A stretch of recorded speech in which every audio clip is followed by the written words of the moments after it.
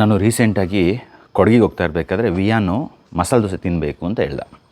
ಹಾಗೆ ಒಂದು ಚಿಕ್ಕ ಒಂದು ಹೋಟೆಲಿಗೆ ಹೋಗಿ ಅಲ್ಲಿ ಮಸಾಲೆ ದೋಸೆ ತಿನ್ನೋಕ್ಕೆ ಅಂತ ವೆಯ್ಟ್ ಮಾಡ್ತಾಯಿದ್ದೆ.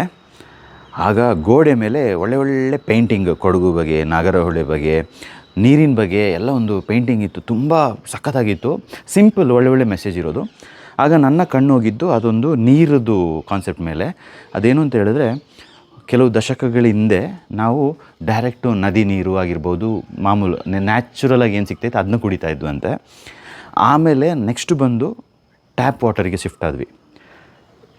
ಆಮೇಲೆ ನೆಕ್ಸ್ಟ್ ಬಂದು ವಾಟರ್ ಬಾಟ್ಲಿಗೆ ಶಿಫ್ಟ್ ಆದ್ವಿ. ಸೊ ಇದೆಲ್ಲ ಓಕೆ, ಬಟ್ ನೆಕ್ಸ್ಟು ನಿಮ್ಮ ಮುಂದಿನ ಮೊಮ್ಮಕ್ಕಳಿಗೆ ಏನು ಅಂತ ಹೇಳೋ ಒಂದು ಕಾನ್ಸೆಪ್ಟಲ್ಲಿ ಆ ಫೋಟೋ ಇತ್ತು. ಬಟ್ ಆ್ಯಕ್ಚುಲಿ ಒಂದು ಕಡೆ ನಾನು ಅದೆಲ್ಲ ನೋಡ್ಕೊಂಡು ಬಂದಾಗ ಮುಂದಿನ ಮೊಮ್ಮಕ್ಕಳಿಗೇನು?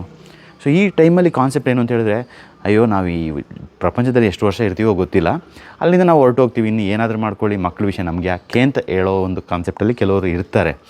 ಬಟ್ ಬನ್ನಿ ಒಂದು ವಿಷಯನ ಡಿಕೋಡ್ ಮಾಡ್ತೀನಿ.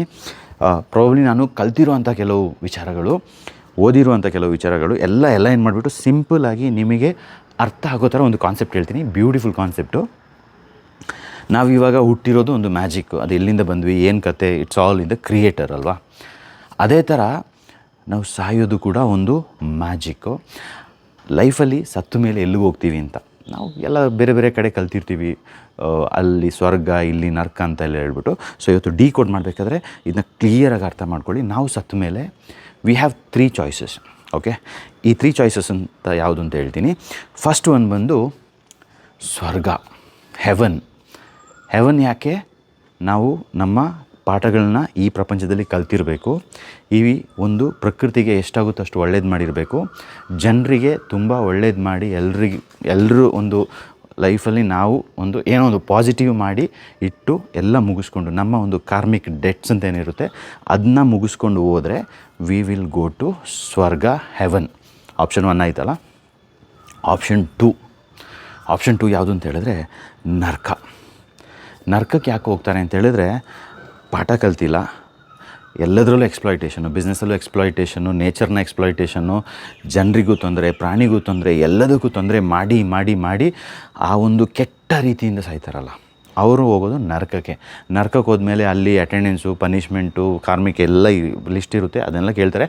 ಐ ಮೀನ್ ಸೈಂಟಿಫಿಕ್ಕು, ರಿಲಿಜಿಯಸ್ಸು ಏನೇ ನೋಡ್ಕೊಳ್ಳುವ, ದೇರ್ ಈಸ್ ಸಮಥಿಂಗ್ ಅಥೆಂಟಿಸಿಟಿ. ಅದು ಇನ್ನೂ ನಮಗೆ ಏನು ಅಂತ ಅದ್ರ ಬಗ್ಗೆ ಜಾಸ್ತಿ ಗೊತ್ತಿಲ್ಲದೋದ್ರು, ಬಟ್ ಏನೋ ಒಂದು ಇರುತ್ತೆ, ದಟ್ ಈಸ್ ಕಾಲ್ಡ್ ನರ್ಕ. 3ನೇದಿದೆ, that is the so called powerful.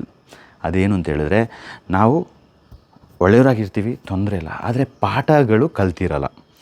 ಯಾಕಂದರೆ ದೇವ್ರು ನಮ್ಮನ್ನ ಈ ಪ್ರಪಂಚಕ್ಕೆ ಕಳಿಸಿರೋದು ಪಾಠ ಕಲೀರಿ, ಲೈಫ್ ಬಗ್ಗೆ ಪಾಠ ಕಲೀರಿ, ಎಲ್ಲದ್ರ ಬಗ್ಗೆ ನೀವು ಪಾಠ ಕಲಿತು ನನ್ನ ಒಂದು ಕ್ರಿಯೇಷನಿಗೆ ಒಳ್ಳೆಯದು ಕೊಟ್ಟು ನೀವು ಜನರಿಗೆ ಹೆಲ್ಪ್ ಮಾಡಿ ಎಲ್ಲ ಮುಗಿಸ್ಕೊಂಡು ಮೋಕ್ಷ ಅಂತ ಪಡ್ಕೊಂಡು ಬನ್ನಿ ಅಂತ ಕಳಿಸಿರೋದ್ರಿಂದ ಅದು ಯಾವುದು ನಾವು ಮಾಡಿರಲ್ಲ.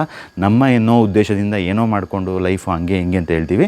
ಸೊ ಅಲ್ಲಿ ಏನಾಗುತ್ತೆ, ನಮ್ಮ ಒಂದು ಆ ಸ್ಪಿರಿಟು ಅಂದರೆ ಸೋಲು, ಆತ್ಮ ಹೋಗುವಾಗ ಅಲ್ಲಿ ಬಂದು ನೆಗೆಟಿವ್ ಎನರ್ಜಿ ಬಂದು ಸ್ಟಾಪ್ ಮಾಡಿ ನಮ್ಮನ್ನ ಅವರು ಪಾಸಿಟಿವ್ ಥರ ಮಾಡಿ ಅವ್ರೇನು ಹೇಳ್ತಾರೆ, ನಿಮ್ಮದು ಇನ್ನೂ ಆಗಿಲ್ಲ ಕೆಲಸ, ನೀವು ವಾಪಸ್ ಹೋಗಿ ನಿಮ್ಮ ಪ್ರಪಂಚದಲ್ಲಿ ನೀವು ಪುನಃ ಬದುಕಿ ಅಂತ ಕಳಿಸ್ತಾರೆ.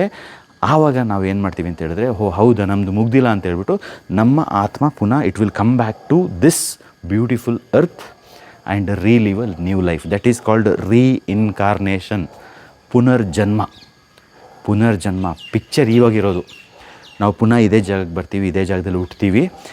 ನಾವು ಪುನಃ ಹುಟ್ಟಿದಾಗ ನಮ್ಮ ಒಂದು ಪರಿಸ್ಥಿತಿ ಯಾವ ಥರ ಇರುತ್ತೆ ಅಂತ 2040, 50 ಈಗ ಹೋಗ್ತಾ ಇರೋ ಸ್ಪೀಡು, ಈ ನೇಚರ್ ಪೊಲ್ಯೂಷನ್ನು, ಸ್ಮೋಕ್ ಪೊಲ್ಯೂಷನ್ನು, ಈ ಎಲ್ಲ ವಿಚಾರಗಳನ್ನ ನೋಡಿದ್ರೆ ಹೇಗಿರುತ್ತೆ ಅಂತ ಒಂದು ಝಲಕ್ ನೋಡ್ಕೊಂಡು ಬರ್ಬೋದು.